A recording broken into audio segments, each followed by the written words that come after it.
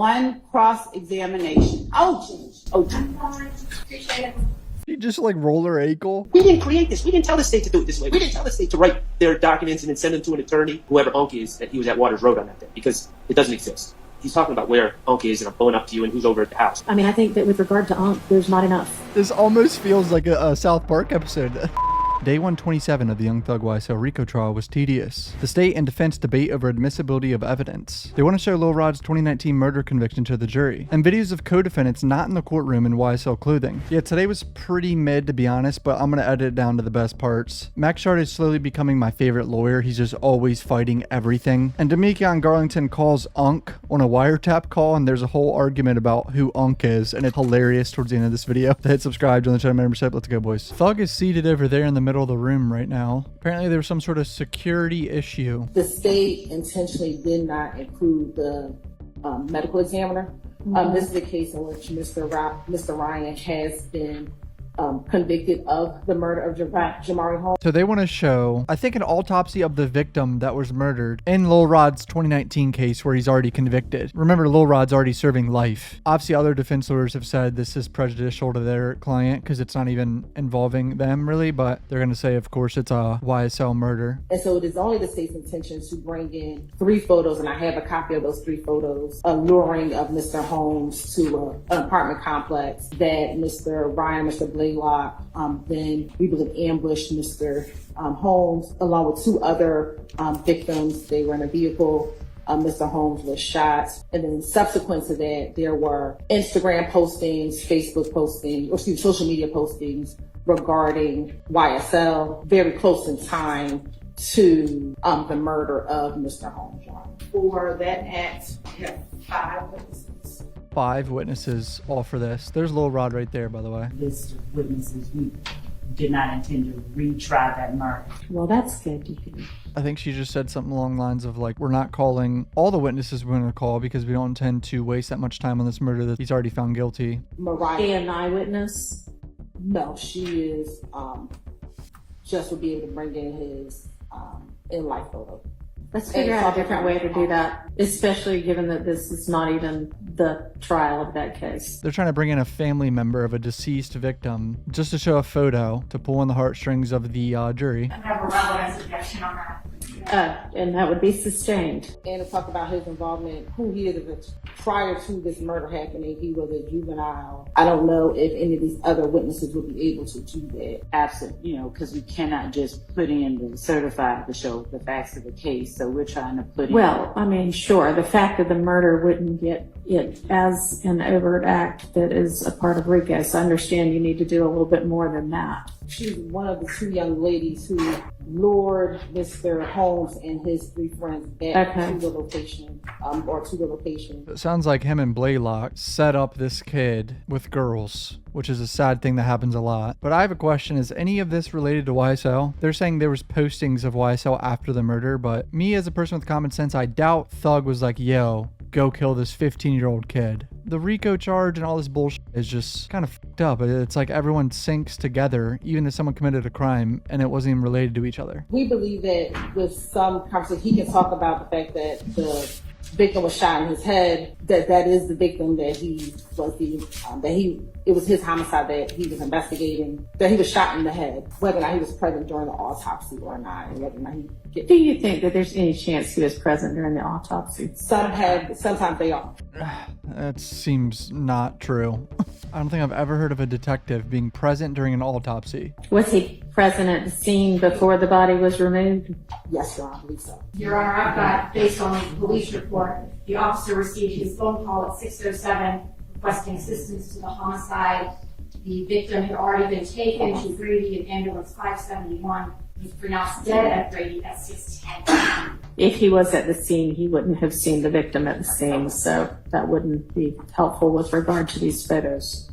And Your Honor, we were trying to avoid the ME, so if we can have some stipulations to that, or we can have the ME come in for innocent purpose. Why don't y'all get together? I'm going to hand these back for now. And Lil Rod's lawyer right here and the state need to have a little meeting about who's going to come in and what's admissible and all that nonsense. The state is moving for the verdict against Mr. Ryan into evidence, but I would be objecting under 24-8-803. Doesn't want the jury to know about the guilty verdict. The exception to the hearsay rule provides for the admissibility of the final judgment of guilty as to a felony, but not including when offered by the government for purposes other than impeachment, judgment against other persons other than the accused. What's the state's plan with regard to that? As to the conviction itself, Your Honor, I believe that it would not be improper, and I'll reread the case law on that. I don't believe that it would be improper to limit, as the court did earlier with the conviction itself of the witness. Actually, because it was not a statement that he made, actually, Your Honor, I think that it would be admissible against all of them. It wasn't a guilty plea, so it's not a statement that we argue are admissible against all of the defendants in this case. The facts that are presented, that the jury takes as evidence, are admissible against all of the defendants, including any postings or statements that Mr. Ryan or Mr. Blaylock made as a result of or in furtherance of that act. Trying to sort out the nested hearsay in one of the wiretap conversations. Your Honor? Yes. Before we turn the page, can I just get some clarity, because I'm confused. The state, I believe, indicated that they thought the facts of the murder case involving Mr. Ryan were admissible in his trial, but the conviction wasn't. But then they started talking about limiting instructions. And I'm confused. Are they maintaining that the jury verdict from a separate jury is admissible against in this case? Or are they abandoning that and saying that they're going to get into the facts of this case? We are saying, Your Honor, that the conviction itself is admissible and will be tendered, and that an instruction should be given that the certified that we intend to introduce that conviction should be considered against Mr. Ryan only. But the facts of the murder and what happened should be considered as evidence that they choose to, believe it, against anyone currently on trial. Be able to establish not only that a murder occurred, but that the murder was part of the RICO conspiracy. And that would be admissible against everybody charged with the RICO count. We would be introducing the evidence that Mr. Ryan and Mr. Blaylock did it, and what connection we believe it has to YSL. I'm really interested in the YSL connection. We did to promote YSL before, during, and or after. All right, does that clarify? Well, it clarified that we do not have an agreement, and I'm diametrically opposed to what the state is saying. Max Sharp's funny as shit. That verdict was not the verdict of fact finders in this case, which we chose, and our jury. I'd like Your Honor to know that Mr. Ryan's case is currently on appeal. It's not a final judgment. It's on appeal. All right. The conviction. I'm not worried about the facts. I understand the facts, but the conviction, and they want to use it as proof of an overt act, which as an element to Mr. Ryan is what they're saying. Well, no, they just said it against everyone as far as count 1 to RICO. The facts that they're going to present, not the conviction. Okay, well, I don't. As I understood the case law, as Mr. Steele was reciting it, and maybe I'm wrong, but I thought we were at an understanding that they could. That's exactly what they could not do, is take a verdict from another jury and use it as substantive evidence against anyone in this case. It just seems a bit unfair. No, they can use it against. I think that they can use it against Mr. Ryan. Well, they're using it against him for a RICO. They're going to use it against Mr. Ryan, but the jury's. This is a YSL trial. By Mr. Ryan, this is not a plea of Okay, guilty. he was found guilty. It's still a judgment of conviction. Well, it's not a final judgment. It's on appeal. Pendency of appeal doesn't matter in terms of admissibility. I don't believe that if Mr. Ryan is charged with a RICO count along with my client, the jury's instructed that they need to find the commission of one of the overt acts, and they're told to consider the jury finding of a separate jury against Mr. Ryan. I don't know how they separate that. I don't know how a limiting instruction separates that and protects Mr. Stillwell's rights. Well, we're going to have to get that sorted out fairly quickly if we think that within the next 2 weeks we're going to get to this. This trial's so voluminous that it's like every 2 or 3 weeks there's to be multiple meetings to figure out evidence. If they're going to be admitted as intrinsic evidence, then they have to fall within one of the things that makes them intrinsic evidence, that it's the same series of transactions, it's necessary to complete the story, or it's inextricably intertwined with the evidence about the charged offenses. Arguing about intrinsic acts.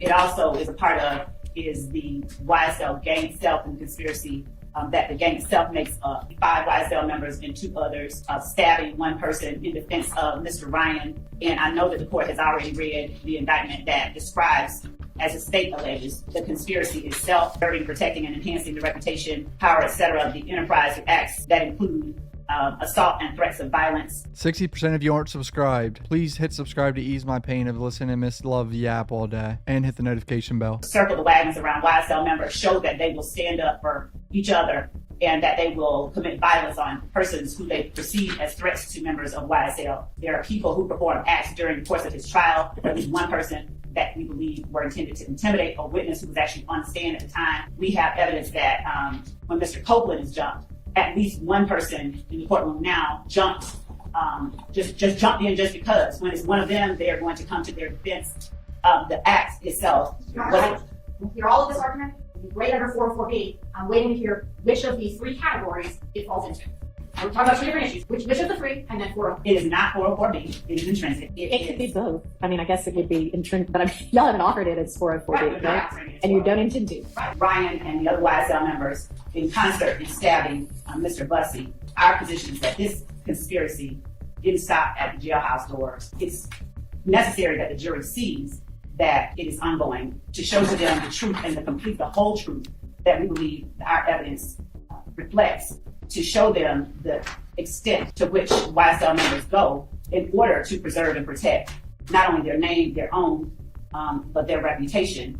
Mr. Ryan, Mr. Blaylock, Mr. Eppinger, Mr. Myrick, and Mr. McMullen are seen in the photo that I don't know that the court needs to see it, but if it does, we can present it on the Zoom camera to show the concerted action on their part in stabbing Mr. Bussey. We're confused now because I think the state's purpose is they want to show that it's ongoing. So I don't know how they're using it to complete the story of the crime. If their version is that it's not complete and it's ongoing. I don't see how those two square. It's not an element that the jury has to find. The gang is continuing. The only thing they need to prove is that by the day of indictment, this happened. It really doesn't matter as far as what the jury needs to know for the state to meet the required elements. It doesn't matter whether the gang is continuing. But the state can prove, if it chooses, They sure can. that it's an ongoing conspiracy. But that doesn't make it necessary to complete the crime. Ongoing and continuous conspiracy that is YSL, its enterprise, and the members committing these particular acts and crimes for the purposes listed in the indictment under the definition of the conspiracy itself. This act is not something that is obviously relevant to the issue of whether or not the defendants are or are not guilty of count one in terms of what we're alleging that they conspired to do. So she's trying to get in this prison shanking. I'm not sure if there's enough evidence that actually correlates it to being a YSL situation, because apparently there was more than just YSL members involved. There's nothing about it that is so substantially more prejudicial than probative, given its highly probative nature. Well, now we're talking about trying to prove the charges against the defendant based on something not in the indictment. Well, and you know, that's an issue that I've got written down here as something that y'all owe me law on, whether an overt act not listed could be the sole basis for a conviction. Right, we do. And I think at some point... Still waiting on that law. I think at some point, and I might be wrong about this, but a contrary position was presented and... I mean, it's going to be real fun when we get to the verdict form. All right, so we all agree that the jury is going to need to delineate. We unanimously find this overt act exists as to each defendant, right? I mean, we're going to break each defendant's counts out separately, and I think that this is the shit show that happens when you try this many people together. And what makes it even funnier is this is only 6 of them, when initially there was like 28. We do believe, yes, that the jurors have to make a unanimous decision as to each defendant and as to their overt acts. How long is she going to talk for? Holy fuck. She's been yapping for 13 minutes straight. Not even trolling. These people, this type of action, and this game itself is with one another. They're all inextricably intertwined with the evidence regarding the uncharged offense, which is the stabbing of Mr. Bussey. how is it? And you think it's also necessary to complete the story of the crime, right? You're not asserting that's the same series of transactions as the charged offense, are you?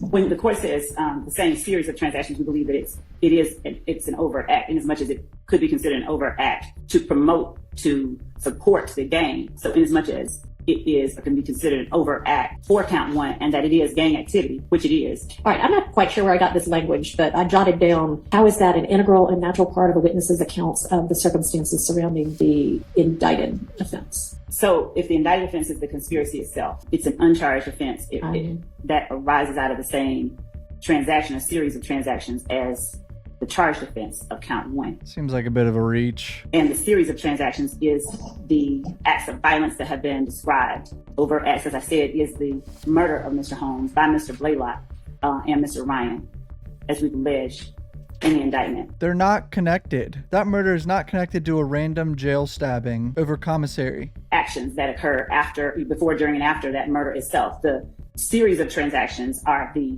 overt acts that help promote the purposes of the conspiracy. You have we leave posting, I'm sorry, we made you a thug, so early little thug. You have people who are acting within YSL in support of Mr. Ryan. Mr. Ryan essentially talking about staying true to YSL regardless of his circumstances after the murder. All right, and are all of those overt acts? Yes, those that I just named are, yes, alleged overt acts. So clearly intrinsic regarding the conspiracy and the gang itself. Intrinsic acts are actions that occur at the same time and under the same circumstances as a charged crime. The inseparable crimes theory allows evidence of uncharged misconduct to be admitted if it's relevant to the defense motive, if they occur at the same time and under the same circumstances as the crimes charged. It's a jail shanking, dude. Over commissary. What are we doing? What I hear you saying, or what I think I understand you to be saying, is that part of why this is intrinsic is because it's necessary to give a full story of how YSL is this ongoing criminal enterprise that uses violence to protect their members. Am I understanding you correctly? Or was just a group of friends that got upset about commissary? And to assert its dominance. And in support of that, I also say that each of the members of YSL, Blaylock, Eppinger, McMullen, Ryan, Fleetwood, had all, I believe all of them had been brought in from prison for YSL related offenses that they had been convicted of. Eppinger had been sentenced to prison off of a probation revocation for an armed robbery after he shot Officer Rogers. That was a YSL related incident. Eppinger is an absolute savage. I ain't defending that man. To the extent that the argument throughout is that YSL is a gang, that everything that has been, that YSL is a music label, that everything anybody does is just their own independent act that has nothing to do with YSL from day one, from openings throughout up to even now. The assertion by every defendant is, even the witnesses, I did it for myself, by myself. Every step of the way, the state is having to rebut that assertion that this is just me, I'm a criminal, but they aren't. And one of them was a video of somebody smoking pot, wearing a chain, saying some things. BEBEE maybe, and Eppinger. Mr. Eppinger appears in the an Instagram picture, an Instagram video, and BEBEE shows him the chain. But there's another portion of the video in which Mr. BEBEE is pointing a weapon at the camera. So there's just relevant portions, and we just haven't had options to discuss. A lot of these guys, man, they were self-snitching, posting shit. This is all acts involving someone that's not sitting here. If we could have a couple minutes just to talk as a group to figure out what our stance is. Isn't that crazy? Overt acts about people that aren't even in the courtroom. They're just part of YSL. So as the court has already instructed the jury that it can now consider that statement as substantive evidence, what we've seen is an attempt by the defense to destroy the jury's faith in the credibility or veracity of that statement made by Mr. Sledge on December 28, 2022. The defense didn't destroy anything. Antonio Sledge destroyed it himself. Of course, the defense lawyer is going to be like, so what you agreed to in your plea is not true because the witness said that. Demonstrates not only the inconsistencies of Mr. Sledge's testimony, but his outright perjury regarding his purported lack of ability to have any say in what that final document asserted. She just called it perjury. The fact that he actually did have the ability to tell the state what he felt wasn't true and what parts he wanted changed, relevant in showing or allowing the jury to judge the credibility of statements Mr. Sledge has made on the stand versus the credibility of the statement that he made on December 28, 2022. They are Mr. Sledge's statements. He is a witness who was on the stand who was subject to cross-examination. So in as much as they are inconsistent and contradictory to the testimony that he gave, I can see 444Y coming in as a prior inconsistent statement because he definitely testified inconsistently once he was on the stand to what he said in that document, admitted as factually true all of those things that he initially. That's a separate item, and I'll hear argument on. So do you want to say anything else about that? You say, and it's a prior inconsistent statement, and it's impeaches him by contradiction. Yes, and it corroborates the state's position, and well, I know why you want it. Corroborates the state's position is not a hearsay exception. Right, I understand. Both of them just fried her ass, dude. I just have to address one thing. And I'm sorry, I'm not trying to be a one. This is exhausting because every time we are on the same page, in your honor, things somehow get relitigated. We were up at the bench. We all talked about this, and we determined what would be admissible as prior inconsistent statements. And the state was allowed to read and confront, and he acknowledged that he signed. So he never said he didn't sign those things. He explained it. Those factual acknowledgments were read into the record, fully litigated. We not only heard from Mr. Sledge, we heard from Mr. Sledge's attorney for a day. And the whole process of how everything happened was covered ad nauseum. I think the jury gets it. There's nothing that I would understand to be gained by admitting the paper copy of what was testified to and discussed over a week with, this gentleman and his lawyer on the stand, however many days it was, that hasn't already been covered. It would not go back to the jury because it would be continuing witness. We've discussed this, and now we're back to arguing about it again. It was read, and then it was discussed, and then we went from one to the other to the other. The state was certainly not rushed in their examination of Mr. Sledge. So all this has been covered. Also, it should never go back to the jury to begin with, so I don't even know what purpose it would serve at this point. Well, the statements on the document say every bit of this is true, and I acknowledge every bit of this. He testified inconsistently to that with regard to the majority of it. He did, but he never said at the time he didn't acknowledge it to be true. I think he did. What the fuck are we wasting so much time on this for? On the first day of direct examination, he specifically said that one was not true. He said that. On the second day, he came back and said, yes. First day, he said no. It's interesting that Ms. Love says that because when she actually was examining him, she misspoke and said that he adopted number one. So now she's saying he denied it. Max Schardt just throwing shade. The state's not willing to redact it, then it should not come in. The state's stance is that the jurors can't possibly understand one factual acknowledgement about a video, for instance, without being provided another factual acknowledgement about gas stations on Cleveland Avenue. Mm-hmm. That acknowledgement about gas stations on Cleveland Avenue just sheds light on this acknowledgement about the video that allows the jurors to understand that. That's ridiculous. Max Schardt is a real one. Like, he's always fighting everything. I love it. You had him admit on the stand the factual assertions that he still agreed with, right? I had him not read from the document. Did the but jury in any way hear the factual acknowledgments that he still acknowledged? I believe that the answer is in some form or fashion they did. This is just cumulative. He's been impeached. He's been thoroughly impeached. So I'm objecting to. On cross-examination. Oh, Appreciate it. All right, I'm going to give you. You just like roller ankle. Damn, bro. Hope the judge is okay. when he said, when the state put these words in your client's mouth. So the point of it is, when on cross-examination, whether it's effective or not, an entire statement is essentially sort of undermined. You say you didn't understand it, you lied because your mother was not well and you wanted to get out of jail. Validity of the statement itself is now, it's impeached. It's almost like you're impeaching the statement itself. You're saying that the statement isn't. And so in as much as the statement as a whole does allow the jury to understand, it does place the few admissions he makes in context. We ask that it be admitted as not just a prior inconsistent statement, but as impeachment by contradiction.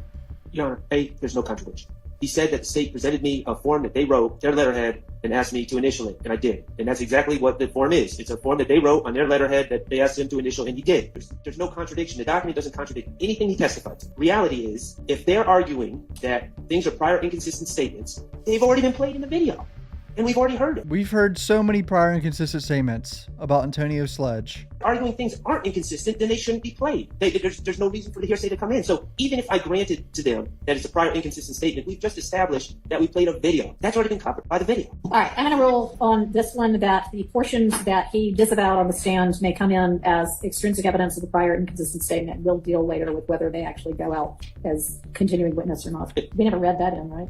So I'll number remind, four, I'll remind we did the not. court that we approached about number 4. There were obvious problems with number 4 that were inadmissible. We were told to stay away from number 4. The state was told away from number 4. Told to stay away from number 4 for obvious reasons. There's all sorts of speculation in there. And now, after being told to stay away from it, we were told to stay away from it, and we did not address it during cross-examination. Now, after witnesses have testified, the state's seeking to admit a document that has number 4 in it. That's so shady. What's the switch up for, eh? I mean, I don't know what we're doing. There was an objection to it. We followed the court's instruction. We did not ask him about it. Prejudicial when he is not, he denies it, and we change it. We take it out. That he was planning, he had personal knowledge that they were planning. That is powerful because it is a material fact that He doesn't have personal knowledge that they were planning it. Judge, that's the point that I'm making. That he says, I did not know that. The fact that something that... Even saying, I did not know that is sort of like, oh, that's not well, true. it's true, but I didn't know. No, he's saying that's not true.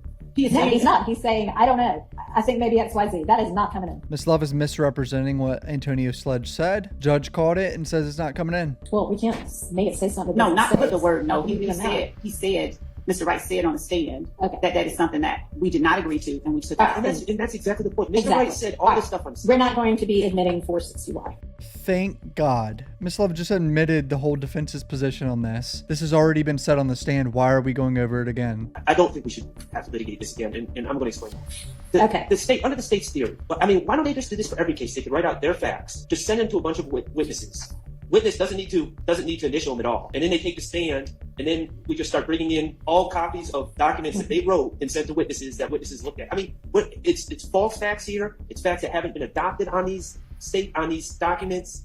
There's inadmissible statements on these documents. It's a mess, and we didn't create this. We didn't tell the state to do it this way. We didn't tell the state to write their documents and then send them to an attorney, write the statements and send them to an attorney and see what the co-defendant says or the witness says. We didn't tell them to do it this way. They created this I problem. understand. Max Schardt fighting. Even if Mr. Sledge did say there were never any other versions, which I don't think he said, you've disproved that by presenting the testimony of Mr. Wright. Given the number of 403 concerns there are with 451 through 456, I'm going to just stand on my ruling excluding. Help them to determine the truth of which statement they should believe. So we would ask that the court, I don't know, revive its prior ruling, revive the ruling that the court made. Denied. Let's move on. Judge wants to move on, denying shit fast. Segments of those videos that showed Mr. BEBEE and Mr. EPPINGER referring to they weren't referring to it, but it's clearly involving the armed robbery that they're charged with that's listed as an overt act. I can say on behalf of myself and Mr. Steele, we have objections. I think Mr. Steele was going to articulate them to those segments. What's going on there? What's up, son? When Christian EPPINGER gets onto the call, he throws up what we had alleged is the YSL sign, and then THROWIN said do it. All right, Slat. What's up, Slime? All right, Slat. But they hit him up. They hit on my arsenal. Remember? They give me, I done built me a business up. I don't know what he said. Hopefully they say what he said. Something about what was on the clothing. We believe that this is clothing that we've seen on other YSL members. OTS on the slime clothing. We've seen, I think we have a few other posts, Your Honor, with them wearing similar type of clothing, but it has either YSL related terminology on it. On his, I believe, the headpiece as well as the shirt. All right, can you show me that last? And what does he say? Built me a business up. I heard that part. What does he say before then? Is this just to show the clothing? I think he's read those lyrics to these songs. He says he hits them up, and I have to go back and look at them. The state doesn't even know what he said. She's like figuring out what he said. I have reason to believe that he's singing a popular line from a song that does not involve anyone in this room. Okay. It's one member of YSL, Miles Farley, who is purportedly a clothing designer. He creates some of the clothing. I don't know if this is that. That's not his clothing line. But the clothing says, and I have another picture, so I believe this is from all the same line. Why is she bringing up Miles Farley when that's not even his brand? Okay, but I mean, if this is something he's wearing and you want it in to show that he's a gang member. We believe it says SLAT on the clothing, on the shorts, after October 10th of 2021. The armed robbery takes place in October 2021. That he, as a member of YSL, has handguns, uses handguns, especially coming after an armed robbery, which we allege. Right, and the armed robbery was what, like October 12th or something October like that? 12th, And then when is this video posted? People that are younger than me, that are helping me here, are telling me that this is not something, like if I wanted to check out what Mr. BEBEE was doing on Instagram, it's not something that I could find publicly. This was a call. If you followed, if I know a lot of people have lots and lots and lots of followers, like thousands and millions. Would any follower be able to see this? I'm just trusting the youth in the room now to... What type of call was this? Was this like an Instagram live that stayed up on their page? Wasn't that a thing in 2021? He is representing, we believe, with the clothing on YSL prior to an armed robbery that he commits. Okay, I understand you believe that, but until you can get me some basis to believe that. I'm so happy the judge is like being real careful what she lets in because she's worried about a mistrial or... Yeah, it sounds like it's 2 days before. Yeah, so I don't know about what Ms. Love just said. This has nothing to do with showing that the armed robbery was somehow gang related, even if he's wearing that clothing. But Your Honor, regarding the clothing, agree with Your Honor about the ruling, and we'll look at the clothing, but the gun, the thing about clothing is we can get a screenshot and see what someone's wearing. I don't know why we have him rapping and pointing a gun because... But lots of people unfortunately do these days. Right. Your Honor? Yes. And further, what clothing is this? Because Ms. Hilton, first she said she thought it was one clothing, then it might have been somebody else's clothing. So the blue lettering says SLAT. Does that say SLAT? There's also some red items, but we know that the blue lettering says SLAT. Putting this much effort into clothing right now that someone's wearing in a video. I mean, I know it's a YSL. Apparently it's YSL SLAT clothing, but come the fuck on, man. Mr. EPPINGER, who he's in the video with, is wearing the similar clothing, the slats. He just has the jacket version on. Okay. And then BEBEE is wearing... Oh, okay. So I see this merch very clearly. That's different. This shit looks terrible. Who designed this bullshit? OTS, which says only the slime. I don't know who created it, but it's slime clothing or SLAT or YSL affiliated clothing line. So the person in the jumpsuit is Mr. Durante BEBEE. This is the person who had the gun in the video. Next to him is Mr. EPPINGER, who was the person who joined. Okay, so you have both of them a couple of weeks before wearing what y'all allege to be gang clothing. Yes. All right, that's enough. You can have those two portions that are the beginning and the end of this call, and we're not going to do the third. Ryan still has something to say. These are out-of-court statements. Mr. BEBEE and Mr. EPPINGER are not here. So it cannot be, the way I understand the law, admission by party appointment because they're not on trial. And therefore, it has to come under some sort of co-conspirator hearsay exception. And I don't know how this furthers a conspiracy to say, I believe these are the quotes, what's going on in the first, and then what's up, SLAT. I don't know how that furthers the conspiracy, so I'm objecting to the verbal. In addition, I asked the court, there are a tremendous amount, there was a contest on the internet, you can say SLAT with a song so many times, I tried to put that in evidence, and Your Honor, the court sustained the state's objection and said, who cares? It's a popular thing that is being said now. The state just said that SLAT is important because that's what YSL members use. I want to show that everybody uses it. I was stopped from doing it, so I'm objecting. I understand, I'm not trying to belabor this, but I'm objecting to all the verbal statements. And then I just think it's nothing here to me furthers the conspiracy. What is this video? Just silence of him flexing a chain? Christ. In the club throwing gun signs.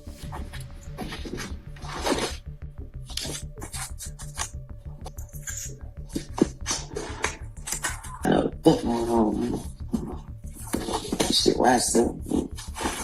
How the state's going to prove that that is the chain that was stolen from Mr. Smith? I bet it looks like a pretty distinctive chain. Are you going to have somebody to identify that as the proceeds of the robbery? The victim goes by the rap name, and that's what said on the chain that is stolen. So that's why the chain is the chain they stole. All right. I'm going to rule that admissible. Yes, when I rule it admissible, I have done the 403 analysis and found that it is not excludable under 403. Nothing in there is substantially more prejudicial than probative. These are lives that they kept up on their Instagram. I don't think Instagram does that anymore. They locked Slate back up.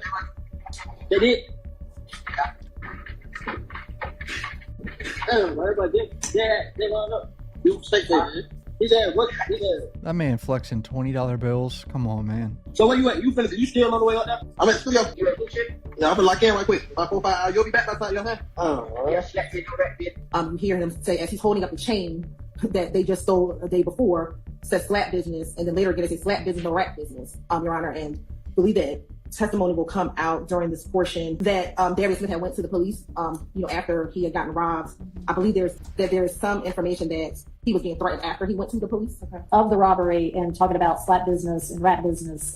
So it's not simply cumulative. It adds a whole lot more. I'm reading from... Yes, it is. The statement must be considered, but does not by itself establish the declarant's authority under the existence or scope of the relationship or the existence of the conspiracy or participation in. I'm reading from United States versus Rivera, R-I-V-E-R-A. I'm reading from the statute. Hang on, don't talk at the same time. Mr. Harvey getting spicy. The contents of the statement shall not alone be sufficient to establish the existence of the conspiracy and the participation therein of the declarant and the party against whom the statement is offered. What the content of the statement does show is that unknown party to whom Mr. Garlington is speaking about about things that the conspiracy inherently kind of involves, i.e. Waters Road, Ms. B looking for him, the outstanding warrants, all of those things that sort of the conspiracy encapsulate. When he does that, he's giving the statements and he is receiving assurance, and the statements made between the two are serving to maintain trust and cohesiveness among them or inform each. My argument, I think the fact that we don't know who Unk is important. Oh man, that could be a soundbite right there. We don't know who Unk is in this wiretap. Certainly knowing who the receiver is, knowing who Garlington is speaking to would better educate us as far as whether his statements are in fact in furtherance of a conspiracy or not. And at least the second call, he seems to be calling Unk and just saying, hey, I heard I have a warrant. What should I do? And Unk seems to say, just stay safe and get money ready for a lawyer. I don't really find that as furthering any conspiracy. That seems to be concerns about himself and his legal future and his concerns about being incarcerated. But I don't view that in any way, shape, or form as furthering any conspiracy, especially since we don't even know who Unk is. But me calling, if I was involved in a conspiracy, and me calling my literal uncle, who I reach out to for advice, and him saying, hey Max, if you think there's a warrant, start getting your money ready for a lawyer and stay in the house. I don't know how me asking my uncle for advice would be furthering any conspiracy. So I don't believe that Garlington's statements, at least with that second call. So he's informing him of circumstances still exist that put members of YSL who incidentally were hiding in and then ran from and apparently took contraband from. And this is our assertion that we believe the evidence will show. So I'm not trying to put something in front of the court that, Unk is advising Garlington about circumstances that continue to place YSL members in peril. And Unk obviously has knowledge of what this conspiracy is. He's not asking any kind of questions. Mm-hmm. And then Garlington's responding, he's wanting to make sure what's going on and is told to keep it to your chest. And frankly, he doesn't need to be talking to a co-conspirator.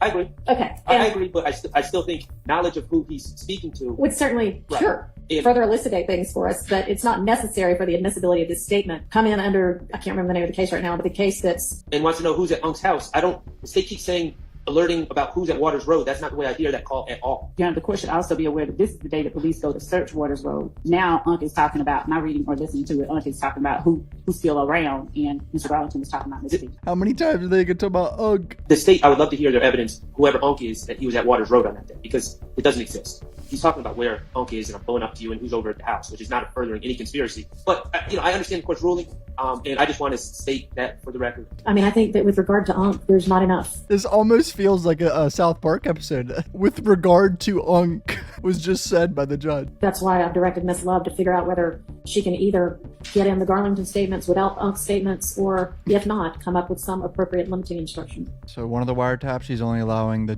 talk come in, not a bunch of other shit. Impressive and intimidating that they want some time to be able to respond. Just agree to it because it's right. Just agree to it because it's right, bro. Mr. Harvey is so funny. He's trying to tell the state, hey, back down. I'm right, you're wrong. I think Thug laughed there too. Just agree to it because it's right. Thug even laughed at that. All right, that's pretty much it for day 127. It was very boring without the jury, but they had to figure out some evidence shit. Max Schardt fighting like always. Miss Love is insufferable. Hit subscribe, don't turn membership. Love you guys. Peace out.